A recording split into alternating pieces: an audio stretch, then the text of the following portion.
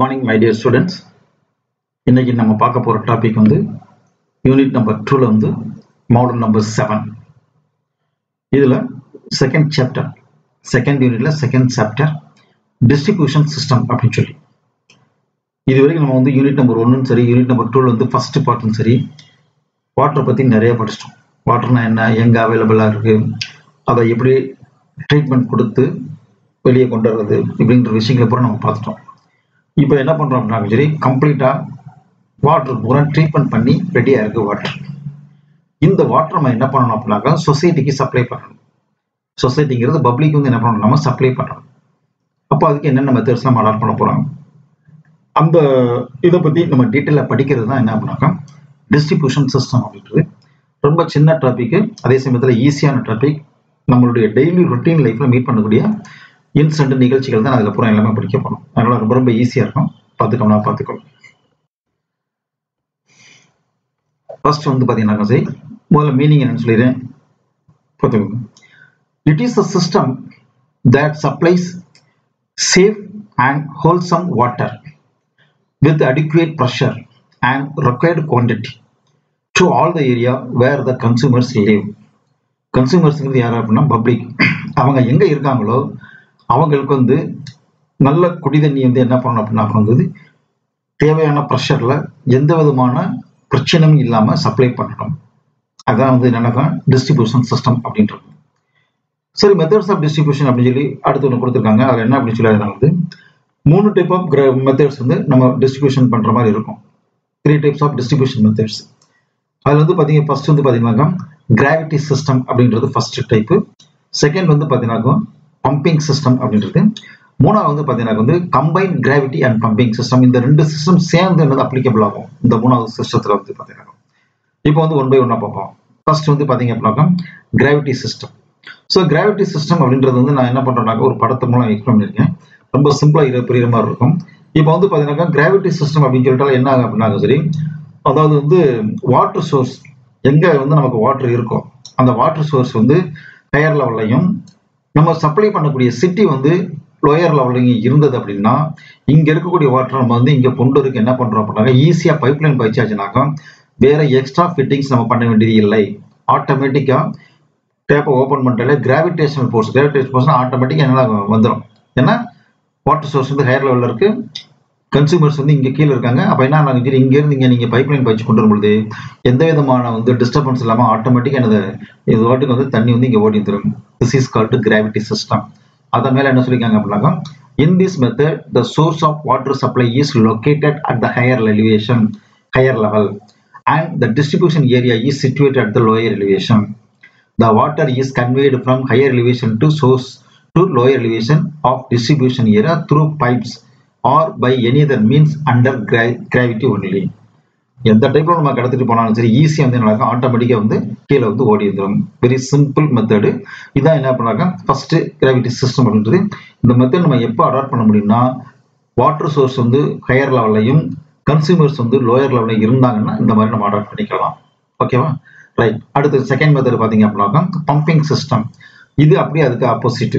இது எப்படி அப்படின்னு சொல்லி வாட்டர் சோர்ஸ் லோயர் லெவல்லையும் கன்சூமர்ஸ் பாத்தீங்கன்னா ஹையர் லெவல்லையும் இருந்தாங்கன்னா அப்ப என்ன ஆகும், இங்க இருக்கக்கூடிய வாட்டர் ஆட்டோமேட்டிக்கா மேல போகுமா, போகாது இல்லையா. வாட்டர் லெவல் ஹையர் லெவல்ல இருந்ததுன்னா ஆட்டோமேட்டிக்கா கீழே வந்துடும். ஆனா இது அடுத்து தலைகள் அப்படியே உள்ளது, ரிவர்ஸ்ல உள்ளது. அப்ப என்ன ஆகும் அப்படின்னா வாட்டர் சோர்ஸ் லோயர் லெவலையும் இந்த வாட்டரை கன்சியூம் பண்ணக்கூடிய கன்சூமர்ஸ் பாத்தீங்க அப்படின்னா ஹையர் லெவல்ல இருந்தாங்கன்னாக்கா இங்க இருக்கக்கூடிய வாட்டர் ஆட்டோமேட்டிக்கா கிராவிடேஷனல் ஃபோர்ஸ்ல போகாது.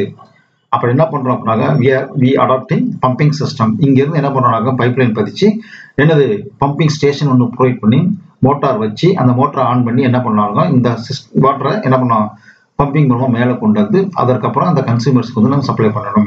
ஸோ திஸ் இஸ் கால்டு என்னது பம்பிங் சிஸ்டம் அப்படின்றது. So in this system the source of water supply is located at the lower elevation and the distribution area is situated at the higher elevation. அவ்வளவுதான். Gravity சிஸ்டத்துக்கும் pumping சிஸ்டத்துக்கும் ஒண்ணுமே கிடையாது. அப்படியே என்னது reciprocal, அப்படியே ஆட்டோமேட்டிக்கா தலையில வரும். சரிதான், இப்போ ஒரு ஈஸியா புரிஞ்சுக்கலாம். படம் அது தகுந்த போட்டுக்கணும். மூணாவது சிஸ்டம் பாத்தீங்க அப்படின்னு சொல்லி combine gravity system and pumping system.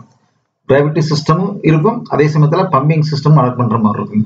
அப்ப அது எந்த மாதிரி சிச்சுவேஷன்ல அதை அடாப்ட் பண்ண முடியும் அப்படின்னாக்கா this method is adopted in the level ground where the distribution area is situated.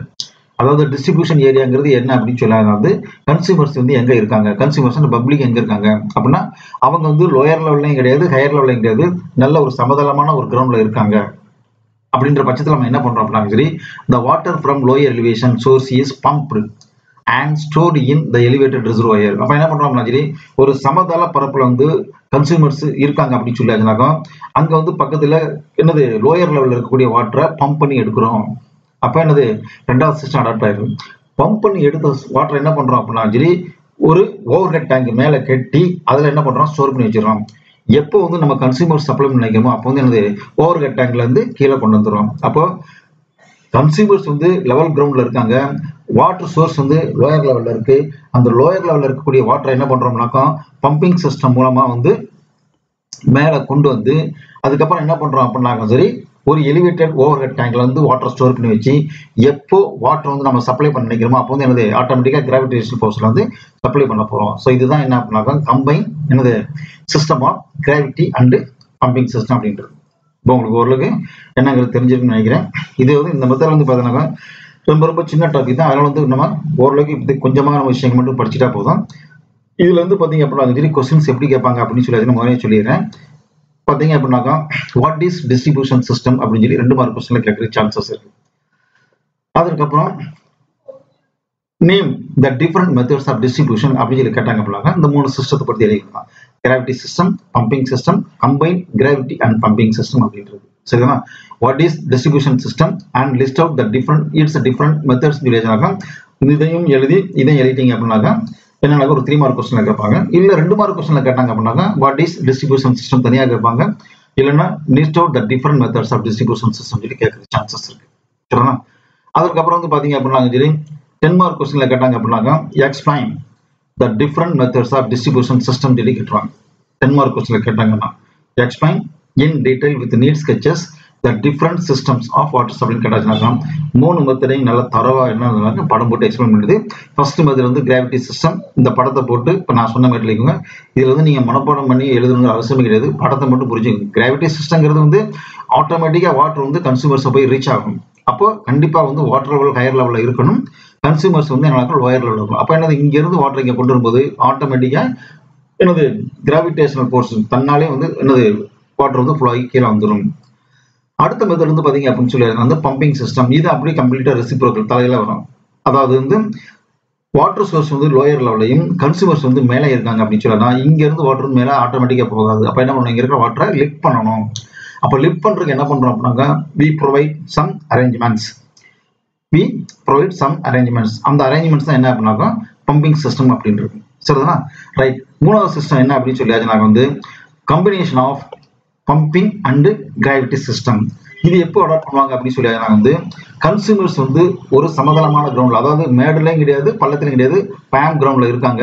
அப்ப என்ன பண்றோம் அப்படின்னாக்க சரி லோயர் லெவல்ல இருக்கக்கூடிய வாட்டரை பம்பிங் சிஸ்டம் மூலமா பம்ப் பண்ணி எடுத்து அந்த சமதளத்துல இருக்கக்கூடிய ஒரு எலிவேட்டட் டேங்க்ல நம்ம வாட்டர் ஸ்டோர் பண்ணி வச்சு அங்கிருந்து என்ன பண்ண போறோம்னா மறுபடியும் என்னது கிராவிடேஷனல் ஃபோர்ஸ் மூலமா வந்து கன்சூமர்ஸ்க்கு சப்ளை பண்ண போறோம்.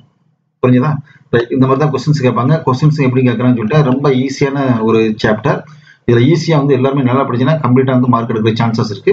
நல்லபடியா படிங்க. நாளைக்கு இன்னும் சில விஷயங்களோட வந்து அடுத்த ஷெட்யூல் நம்ம மீட் பண்ணுவோம். அது வரைக்கும் வந்து தேங்க்யூ, குட் பை.